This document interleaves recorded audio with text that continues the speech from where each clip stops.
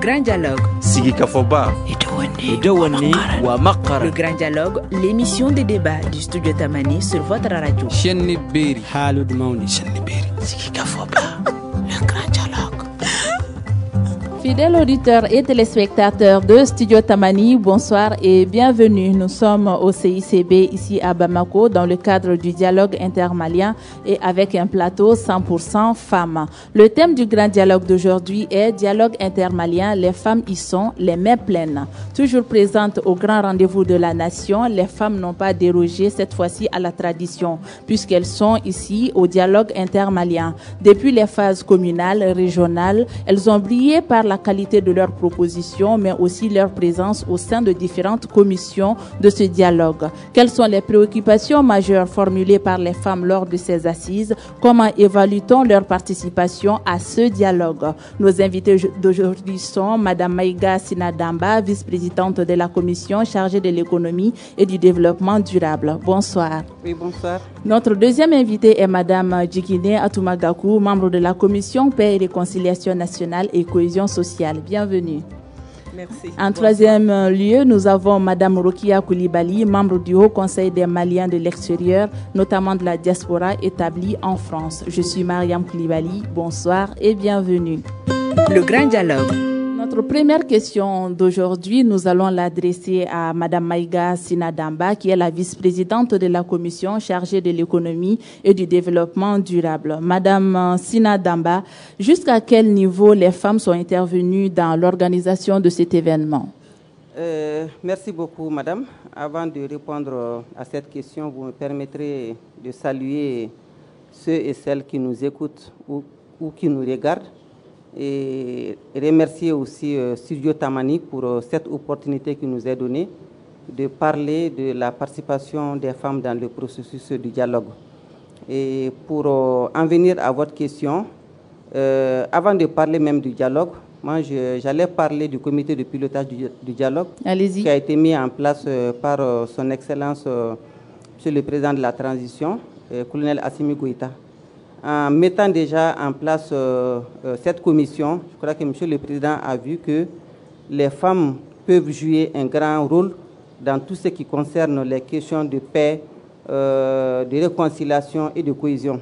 Donc sur les 163 membres qui constituent cette commission, on peut noter la présence de 33 femmes, ce qui n'est pas rien. Et donc déjà, à partir de là, on savait que les préoccupations des femmes n'allait pas être oublié tout au long de ce processus-là.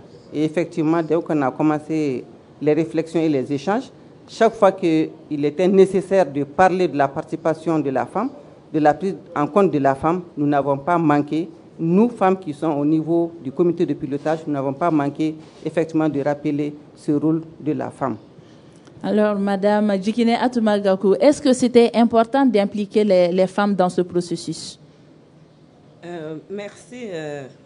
Je remercie à mon tour Studio Tamani pour cette belle initiative d'appeler les femmes sur ce plateau très important à cette phase du dialogue intermalien. Ce dialogue qui a été initié par son Excellence le Président de la Transition, le colonel Assimi Goïta, chef de l'État, qui s'est dit qu'il faut que toutes les composantes de la nation y participent et sans exclusion, ce qui fait en sorte que les femmes sont partie prenante et également une frange importante de personnes vivant avec un handicap où il y a les femmes vivant avec un handicap. Nous avons participé massivement à la phase communale. Moi, je représentais le comité de pilotage en commune 3, où j'ai été impressionnée par la participation des femmes de cette commune, avec des propositions fortes concernant l'implication des femmes dans les crises la résolution des crises que les recommandations et les propositions faites par les femmes, on va en venir au cours de cette émission. Okay. Entre-temps, nous allons donner la parole à Madame Rokia Koulibaly, qui est membre du Haut Conseil des Maliens établis en France. Vous représentez aujourd'hui, si on peut se le permettre, les femmes maliennes établies en France. Quels sont les sentiments qui vous animent actuellement? Vous participez à cette grande rencontre au nom des femmes maliennes établies en France. Quels sont vos sentiments actuellement? Bonsoir, je remercie tout le monde. Je remercie aussi les femmes de la diaspora qui ont beaucoup tenu à faire leurs propositions au niveau de ce dialogue. De ce dialogue. Oui. Et en plus de cela, il n'y a pas un département où les femmes ne sont pas sorties massivement pour venir. Et les 3 jours que les femmes sont toutes venues massivement pour pouvoir parler de ce qui ne va pas et faire nos propositions au niveau des séances qu'on a eues au niveau de la France. Mais comment est-ce que vous avez pu mobiliser les Maliennes en France? Comment est-ce qu'elles ont été mobilisées autour de cette activité? Les Maliennes n'attendaient que ça. Parce que ce n'était pas la première ni la deuxième fois que nous on demandait même à faire des réunions de ce genre.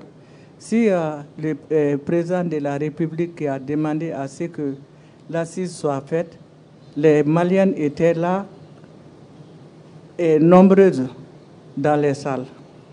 Depuis la phase communale jusqu'à la phase nationale. Oui. Alors, Madame Maïga Sina Damba, vous êtes la vice-présidente, je le rappelle, de la commission chargée de l'économie et du développement durable. Les activités ont commencé depuis la phase communale. Est-ce que vous avez senti un engouement de la part des femmes autour de cet événement? Oui, bien sûr. Mais je n'ai pas terminé avec la première question. Okay. Je voulais juste rappeler ici qu'il y a effectivement 5 commissions thématiques.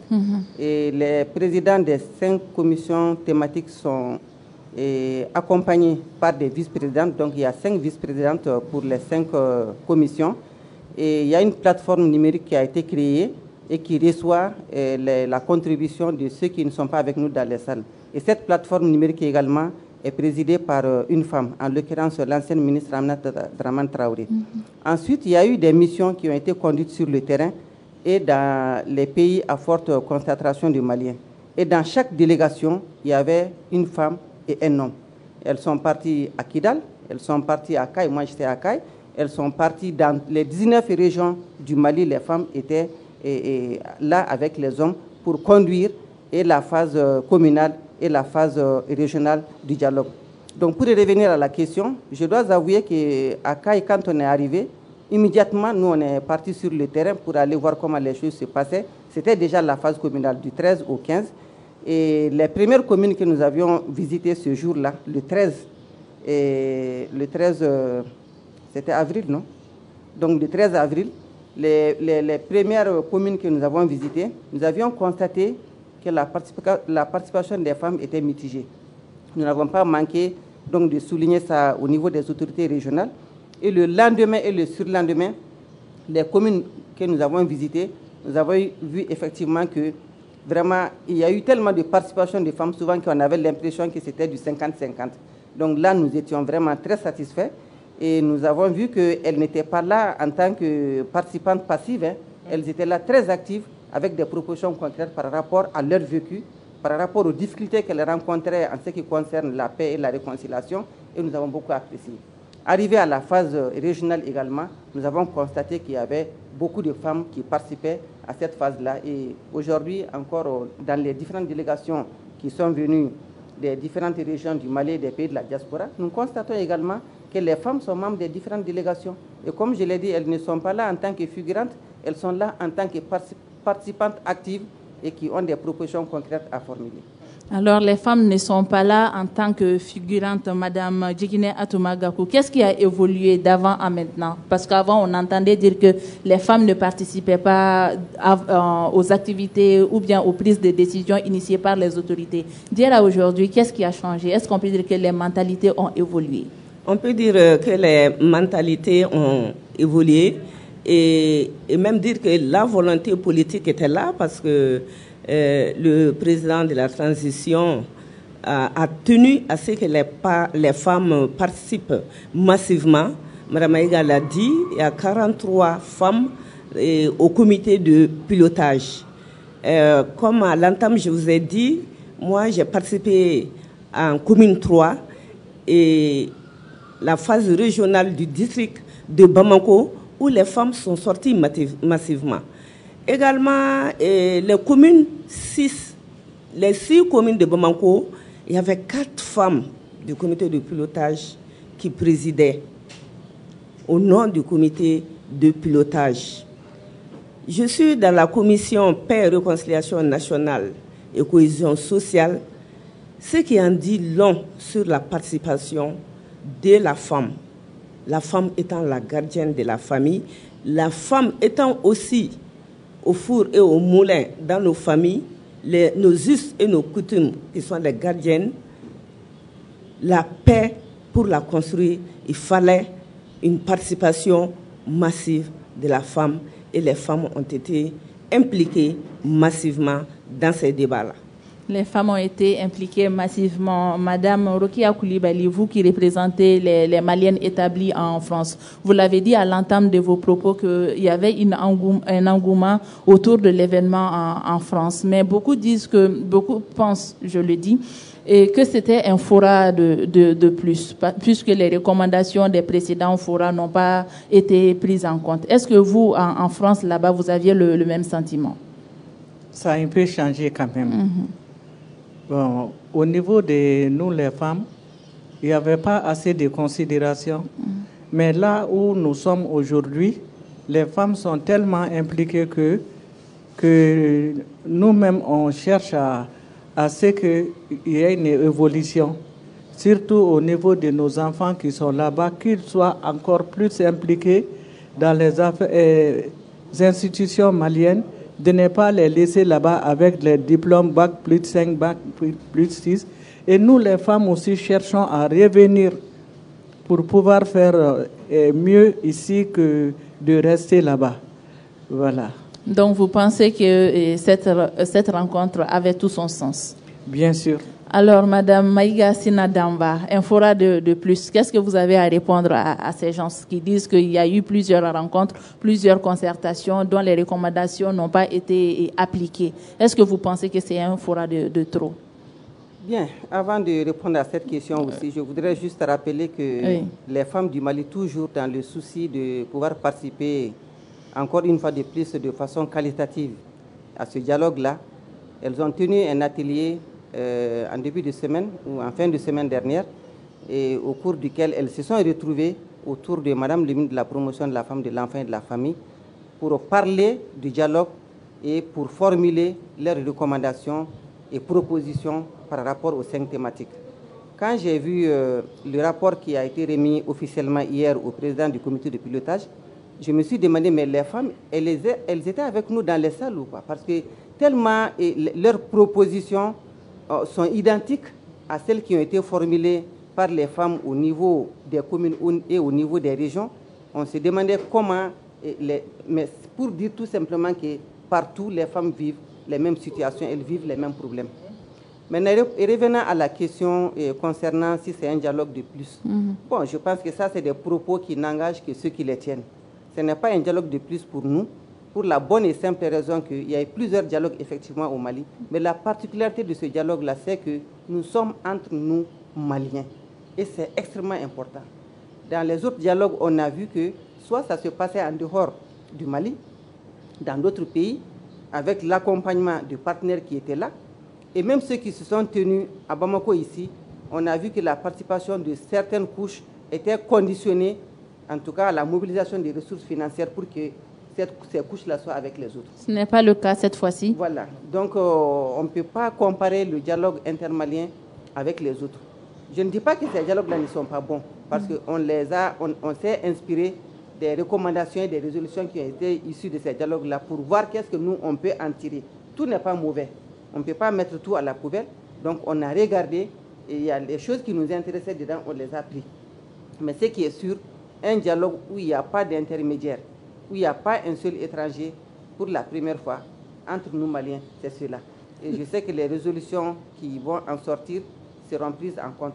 Et je rappelle que les recommandations des Assises nationales de la refondation sont en train d'être mises en œuvre par le comité de suivi de la mise en œuvre des recommandations des ANR, le SINCER, donc qui planifie les recommandations qui ont été formulées. Il y avait plus de 700 recommandations. Donc elles ont été regroupées en recommandations à mettre en œuvre à court terme, à moyen terme et à long terme.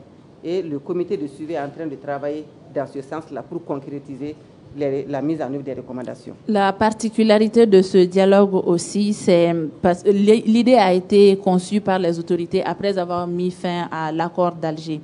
Le président de la transition l'a annoncé, il a dit que ce dialogue se fera suite à la suspension ou bien à la fin de ces documents. Vous pensez aujourd'hui que après avoir mis fin à ces documents et aujourd'hui avec ce dialogue, on pourra trouver une solution ou bien des solutions endogènes à la crise que le pays traverse depuis des décennies? Moi, je suis convaincu qu'à partir de ce dialogue-là, il y aura des changements dans le Mali. Parce que ce qu'on a constaté tout au long des préparatifs et des missions qu'on a eu à conduire sur le terrain, c'est que les participants qui étaient là, on sentait vraiment leur envie de parler, de se parler, de communiquer, de dialoguer et de mettre sur la table toutes les préoccupations qui les occupent. Il n'y avait pas de sujet tabou. Par exemple, aujourd'hui, au niveau de la région de Caille, le sujet qui préoccupe tout le monde et dont les gens ont peur de parler, c'est le problème de l'esclavage. Ça a été dit et j'avoue que lors des débats, il y a plus de 50 personnes qui ont cherché à prendre la parole pour parler de ce problème de l'esclavage-là. S'il y avait des sujets tabous, on n'aurait pas parlé de ça. Le problème entre une couche sociale qu'on appelle les Garankés et la communauté dans laquelle ils vivent dans la région de Caille, cette question-là aussi a été évoquée dans les discussions. Donc toutes les préoccupations qui concernent les problèmes, les personnes ont été mises sur la table et des discussions ont été faites autour de ça et des recommandations également ont été formulées autour de ça. Mais ces recommandations-là, on ne les a pas formulées pour venir les mettre dans les tiroirs. Non, moi je pense que on va les prendre et puis on va essayer de voir ce qui peut être mis en œuvre tout de suite pour juguler la crise au Mali, tout ce qui peut être mis en œuvre demain, après-demain, ainsi de suite. Mais de ce dialogue-là naîtra un Mali nouveau, un Mali réconcilié, un Mali de paix, un Mali de dialogue. Parce que le dialogue, ce n'est pas seulement cette phase-là. Après cette phase-là, nous devons tous être investis de la mission de dialoguer tout au long du reste de notre vie pour aplanir tous les problèmes et toutes les difficultés qui peuvent se poser. Alors, Madame Djekine Atoma Gakou, vous êtes membre de la commission Paix et Réconciliation nationale et cohésion sociale qui font d'ailleurs partie des 5 thématiques choisies par les autorités au cours de ce dialogue intermalien. Il y a aussi une commission dédiée à l'économie et au développement durable dont fait partie Madame Maïga Sinadamba. Il y a des thématiques liées à l'environnement international. Selon vous, parmi ces thématiques, qu'est-ce qui préoccupe principalement les femmes? Parmi ces thématiques, je dirais que toutes les thématiques concernent la femme. La femme est au début de tout. Il faut la paix, la réconciliation nationale et la cohésion. Notre pays a connu une crise multidimensionnelle. Il y a eu des conflits inter- et intracommunautaires. Comment juguler cela? La femme doit être impliquée dans la prévention et dans la gestion de ces conflits pour que plus jamais qu'il y ait de crise et de conflits et qu'il faut la paix. S'il y a la paix, les cœurs vont s'apaiser et la réconciliation va venir. La cohésion sociale, elle est aussi multidimensionnelle. Elle concerne l'économie, elle concerne les questions politiques et institutionnelles, elle concerne aussi même la géopolitique. Si vous êtes unis, si vous comprenez, tout ceci vont être mis en œuvre.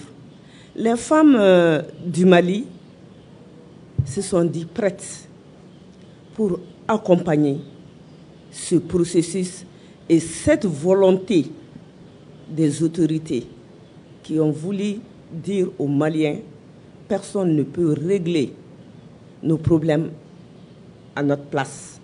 C'est nous-mêmes, en se donnant la main, en se parlant franchement, sans haine, nous allons nous comprendre et faire ce Mali-Koura dont tout un chacun aspire.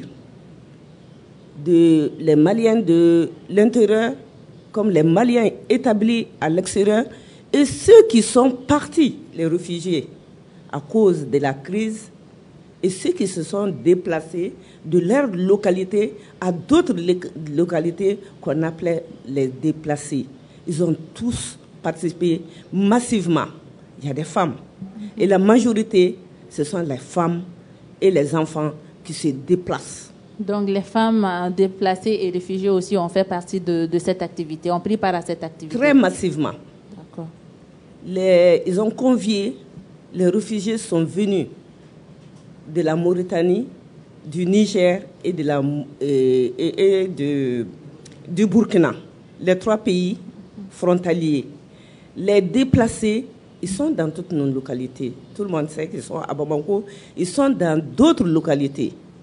Elles sont venues massivement parler de leurs préoccupations et de leur désir de retourner chez eux.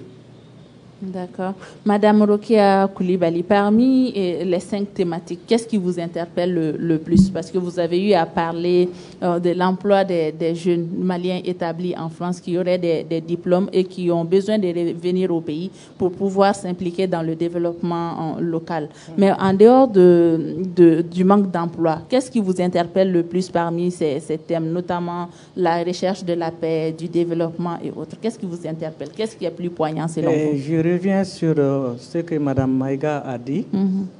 Et le problème d'esclavage là, au niveau des CAI. La discussion a été très très dure. Vous en avez parlé en France là-bas? Ah oui, longuement parlé en France, plus d'une matinée là-bas. Donc ça a été dur entre les gens. Et après, comme nous sommes des Maliens, on a pu après se comprendre et puis mettre quelque chose en place. Mais ce qui nous préoccupe plus, c'est le problème des passeports. Le problème des passeports fait qu'il y a beaucoup de chômeurs là-bas parmi nos jeunes. Parce que au niveau de... Autrefois, il y a 1 an, quand on déposait le passeport, en moins de 15 jours, on l'avait. Mais maintenant, c'est très, très, très délicat et les gens commencent à se révolter. Donc ça, c'est un problème qui a été mis à table plusieurs fois et c'est ce qui nous préoccupe beaucoup. Surtout pendant les vacances qui arrivent là, il y a beaucoup qui ne viendront pas. Et le problème qui a eu lieu au niveau de l'aéroport, refouler les gens, les Maliens d'ici, à ça, jusqu'à là où je vous parle, les gens n'ont pas gobé ça. Voilà. Donc, cela fait partie de la thématique géopolitique et environnement international. Donc, c'est la thématique qui vous tient le plus à cœur. Ah oui. Je vous dis, il y a beaucoup qui ont perdu leurs emplois, qui sont au chômage aujourd'hui. Et ceux qui devaient être aussi régularisés n'ont pas pu être régularisés par défaut de passeports. Je sais que le consul, il fait beaucoup. Je le salue d'ailleurs parce que j'ai été le voir, j'ai été là-bas quelquefois. J'ai vu comment on travaille au consulat. Mais comme les passeports quittent le Mali pour aller là-bas, c'est un problème aujourd'hui. Alors, Madame Maïga Sina Damba, qu'est-ce que vous pensez des 5 thématiques? Pensez-vous que ça reflète aussi les préoccupations des femmes maliennes? Moi, je pense bien que les 5 thématiques-là n'ont pas été choisies au hasard. C'est à la suite vraiment d'échanges souvent très houleux au niveau du comité de pilotage lui-même que finalement on s'est arrêté sur les 5 thématiques. Et moi, je n'en vois pas une seule qui n'intéresse pas les femmes. Quel que soit le thème que vous prenez, la thématique que vous prenez, paix et réconciliation, Mme Djikine l'a dit en long et en large. Et simplement, il faut rappeler que dans nos sociétés, les femmes sont considérées comme des aiguilles qui cousent les liens de parenté, de voisinage, de mariage, etc., etc. Et donc, on ne peut pas grandir avec cette idée dès l'enfance et en devenant adulte, être quelqu'un du contraire. Donc, les femmes sont dans leur rôle naturel par rapport à cette thématique-là. La paix, la réconciliation, le vivre ensemble, la cohésion sociale, les relations sociales entre familles, entre communautés, entre villages, les femmes sont au début et elles sont à la fin. Donc, par rapport à cette thématique-là, elles sont vraiment dans leur rôle. Et comme je l'ai dit, c'est tellement important qu'il y a près de 80 personnes qui sont membres de cette commission. Donc, la commission économie et développement durable, n'en parlons pas. Quel que soit le secteur que l'on prend, à ce niveau-là, que ce soit la gouvernance, que ce soit l'adaptation au changement climatique, que ce soit les questions de chômage et d'emploi, ou que ce soit les questions liées aux activités minières, les femmes sont partout. Elles ont un rôle à jouer. Dans la gouvernance, par exemple, la lutte contre la corruption, aujourd'hui, les femmes peuvent alerter, elles peuvent éduquer et sensibiliser les enfants pour qu'ils deviennent de bons adultes demain qui auront honte de toucher à la chose publique. Ça, c'est un rôle important. Par rapport aux activités minières, personne n'ignore aujourd'hui les souffrances que vivent les femmes et les jeunes filles dans les zones minières. Elles sont utilisées comme bêtes sexuelles, elles sont exploitées du jour au lendemain, elles travaillent dans les mines. Et contre quoi? Zéro rémunération. Et les sociétés minières qui sont là, elles le savent. Elles ont des conventions avec l'État, mais elles ne respectent pas le contenu de ces conventions-là. Donc vous prenez l'adaptation au changement climatique aujourd'hui. Le changement climatique affecte qui aujourd'hui? Mais c'est la femme rurale qui a son petit lopin de terre, mais qui n'a pas de pluie, qui est confrontée au problème de semences, qui est confrontée au problème d'engrais, qui est confrontée à tellement de problèmes qu'elle n'arrive pas à exploiter correctement son petit lopin de terre. Donc, le changement climatique l'affecte encore plus que les autres problèmes. Donc, maintenant, par rapport aux questions politiques et institutionnelles, là également, les femmes, parce que qui parle de politique et d'institutionnel, tu parles certainement des partis politiques. Et au niveau des partis politiques, qui sont les animatrices, qui sont les électrices, qui sont les mobilisatrices? Ce sont les femmes. Vous prenez les questions de défense et de sécurité du territoire. Aujourd'hui, on a plus que jamais besoin des femmes, parce que c'est elles qui sont dans les maisons, dans les villages, c'est elles qui peuvent détecter la présence, par exemple, d'un étranger, d'une personne suspecte. Elles peuvent contribuer également, même à ce niveau-là, à la sécurisation et à la défense du territoire. Les questions politiques, les questions de géostratégie et de géopolitique et d'environnement international, elle en a parlé. Donc, celles qui sont au niveau de la diaspora, elles peuvent aider à pas mal de choses. Aujourd'hui, les partenariats gagnant-gagnant dont on parle, elles peuvent conseiller l'État, elles peuvent conseiller les ONG, elles peuvent conseiller nos enfants qui travaillent dans les ONG, dans les associations. Donc, elles ont un rôle capital à jouer.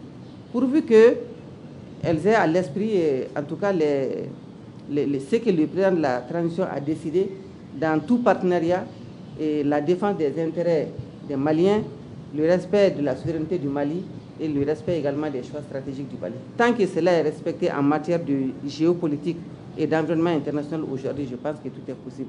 Donc les femmes, par rapport à ces 5 thématiques-là, ont vraiment un grand rôle à jouer.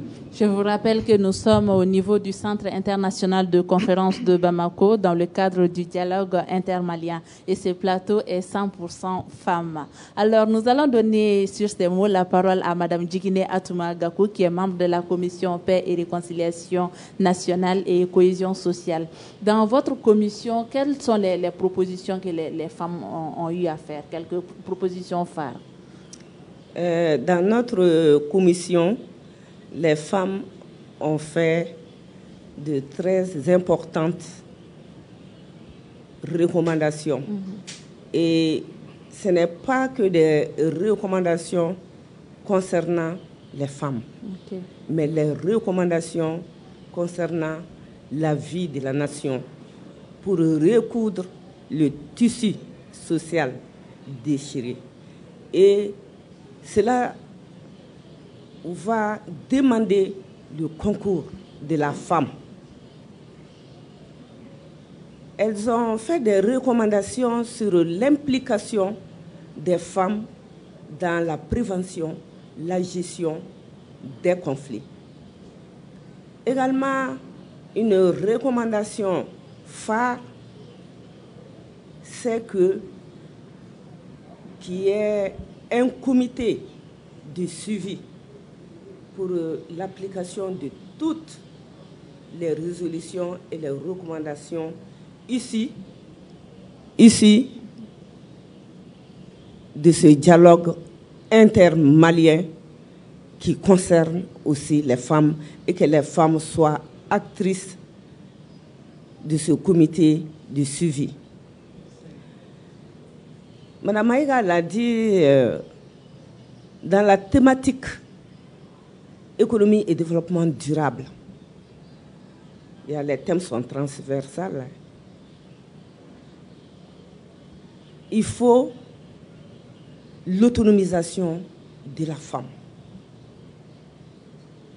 Que les femmes ne soient plus utilisées dans les questions politiques, que les femmes elles-mêmes puissent être électrices, éligibles, et que les femmes puissent être des femmes entrepreneurs. Par rapport à la géopolitique, nous l'avons effleuré dans notre commission. Quand le Mali a quitté la CEDEAO, il y a eu les 3 pays, le Burkina, le Niger et le Mali, qui ont créé l'Alliance des États du Sahel. Donc c'est un devoir important pour les femmes de ces 3 pays de se donner la main, de travailler dans le sens de cette intégration pour le développement des femmes de ces 3 pays, dont la géopolitique. Je ne vais pas terminer sans pour autant parler de l'implication des personnes vivant avec un handicap depuis le début de ce processus. Elles ont participé massivement aux phases communales, elles ont participé massivement aux phases régionales. Donc leur préoccupation, c'est l'application des textes internationaux et nationaux qui les concernent. L'autonomisation, bien sûr, et puis la défense de tous leurs droits, leur implication institutionnellement dans toutes les institutions de la République où la société civile peut être impliquée. Donc, en dehors des personnes vivant avec un handicap, nous avons parlé de tous les groupes vulnérables, parce que cette commission concerne toutes les femmes, tous les hommes de ce pays. Donc l'épine dorsale même, on l'a dit dans notre commission, hein, de ce dialogue où tout concourt, hommes, femmes, jeunes, personnes vivant avec un handicap et tout autre groupe vulnérable sont concernés. Donc la nation est concernée par cette thématique. La nation concernée par cette thématique. Alors, Madame Rokia Koulibaly, vous représentez les Maliennes établies en France sur ce plateau. Quelles sont les recommandations phares que vous avez eu à formuler au cours des assises précédentes en France là-bas, que ce soit la phase communale et régionale? Les thèmes sont presque pareils. Tout ce que mes 2 sœurs ont dit, c'est presque la même chose. Donc des recommandations communes à toutes les femmes. Oui, mais il y a quelque chose que nous avons demandé, le retour des retraités au Mali, qui n'est pas pris en charge ici. Et dès qu'ils reviennent, il y a d'autres qui reviennent et laissent les femmes là-bas. Et les femmes restent toutes seules. Et le mari qui est là, ils ont tout fait ensemble, mais après c'est le mari qui revient prendre une autre femme et laisser les autres qui sont là-bas. Oui. Or qu'elles peuvent travailler ici, s'il y avait le moyen. Il y a ce problème. Mais il y a un qui n'a pas été tout à fait dit, c'est quand nous on revient, en revenant dès qu'on arrive à l'aéroport, si on a des petites choses, des friandises comme des cadeaux. Non, pas les cadeaux. Oui. on vient avec nos enfants. Oui. Arriver ici, ils ne peuvent pas s'adapter automatiquement à l'environnement. Oui. Donc, quand on amène des bonbons, les trucs, et puis ils mettent du rouge, et il y a d'autres qui laissent même leur bagage là-bas et partir à la maison. Ça, ce côté nous touche beaucoup. Voilà. Alors, vous pensez que c'est un problème qui mérite vraiment d'être résolu par les autorités? Je pose la question à Mme Sina Damba. Oui, bon, si c'est le cas, moi, je pense que ça mérite réflexion, parce que ce sont des compatriotes à nous qui sont installés ailleurs, mais qui reviennent avec beaucoup de bonheur au pays pour venir passer de paisibles vacances. Mais quand les tractations commencent déjà à l'aéroport, même avec les petites choses qu'on achète pour les enfants et qu'on les sépare de ça dès maintenant, dès l'aéroport, je pense que ça, ce n'est pas une bonne chose. Donc, effectivement, il faut revoir tout ça pour faire en sorte que les Maliens qui sont établis à l'extérieur, quand ils viennent au pays, qu'ils soient heureux dès leur sortie de l'avion, qu'il y ait la différence du pays qu'il a quitté entre leur pays d'origine. C'est vrai que lors de cette rencontre, il y a beaucoup d'organisations féminines qui sont là. Mais est-ce que après cette rencontre, vous prévoyez d'aller au niveau de vos bases, au niveau des femmes rurales, pour leur expliquer un peu le contenu du document final? Est-ce que c'est prévu? Mais bien sûr, c'est ce qui est attendu de nous. Nous appartenons à des organisations et tout le monde n'a pas la chance d'être là. Nous qui avons eu la chance de bénéficier de la confiance des plus hautes autorités, c'est qu'au sortir du dialogue, nous fassions tout, effectivement, pour faire la restitution auprès de nos membres. Ça, c'est attendu de nous et nous nous y engageons pour partager les résultats du dialogue avec les autres. Et comme je l'ai dit, tous ceux qui ont eu la chance et le bonheur de participer dans ce processus-là, à la fin du dialogue, le dialogue doit continuer et nous devons nous sentir investis d'une mission pour la paix, la réconciliation et le vivre ensemble dans notre pays. Les femmes qui sont dans nos régions, nos mamans qui sont dans nos villages, souvent il est rapporté que ces dames-là ne prennent pas part à ce genre de rencontres. Ou quand il y a une décision importante à prendre pour le pays, elles ne sont jamais là. Est-ce que vous confirmez ces propos? Moi, je ne peux pas confirmer cela parce que chaque fois qu'il y a des rencontres du genre, je pense que l'information va du sommet vers la base. Et la base est consultée avant les différentes retrouvailles.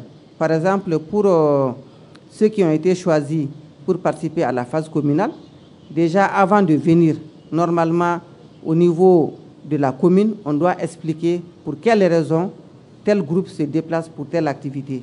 Donc, une fois de retour, comme vous l'avez dit également, et ceux qui ont participé à la phase communale doivent restituer au niveau des villages et au niveau des différentes associations ou organisations de femmes, de jeunes, de personnes vivant avec handicap, les chefferies traditionnelles, les autorités traditionnelles également. On doit faire ce retour-là pour que tout le monde soit au même niveau d'information. Et normalement, de retour de la phase nationale, les délégations qui sont venues également doivent aller faire la restitution au niveau des régions afin que tout le monde, en tout cas, redescende encore avec l'information au niveau de sa base. Pour dire à Bamako, voilà ce qui a été arrêté. Nous avons entamé les discussions au niveau de la phase. Voilà ce qui a été décidé au niveau de la phase régionale. Et au niveau de la région, les informations ont été envoyées à Bamako. Voilà ce qui a été arrêté. En sachant que toutes les recommandations qui ont été formulées depuis la base, aucune recommandation ne sera mise de côté. Toutes les informations, toutes les recommandations seront transmises à qui de droit et seront traitées avec le plus grand sérieux. Alors, comment est-ce que vous évaluez la participation des femmes à ce dialogue intermalien? Pensez-vous que les femmes ont apporté quelque chose à ce dialogue? Moi, je pense bien que les femmes ont apporté quelque chose à ce dialogue. Je ne parle pas de nous qui sommes déjà membres du comité de pilotage, j'avais déjà expliqué, mais les femmes qui sont venues, comme elles, comme d'autres qui sont venues des régions, elles sont là, elles participent activement. Ça aussi, je l'avais dit, elles ont fait des contributions très positives. Quand je prends les femmes, et Mme Djikine l'avait déjà dit, tout ce qui concerne l'autonomisation de la femme, tout ce qui concerne le développement de l'entrepreneuriat, tout ce qui concerne l'accès aux fonciers, tout ce qui concerne l'application de certaines lois, comme la loi d'orientation agricole, comme la loi 052-15 par rapport à la promotion des femmes sur le plan nominatif et sur le plan électif. Donc, tout ça, ça a été dit, ça a été redit, et je pense que les dispositions sont prises également pour que le suivi de ces recommandations-là soit fait. Par exemple, hier, au nom des femmes du Mali, Madame la présidente de la plateforme des femmes leaders du Mali a annoncé la mise en place prochaine du Conseil national des femmes du Mali. Je pense que ce n'est pas rien, c'est partie de ce dialogue-là et c'est déjà un résultat. Si nous arrivons à le concrétiser, ça va être un résultat du dialogue. Donc, tout le monde va se retrouver dedans, les femmes au niveau de Bamako, les femmes des régions, les femmes des différentes communes.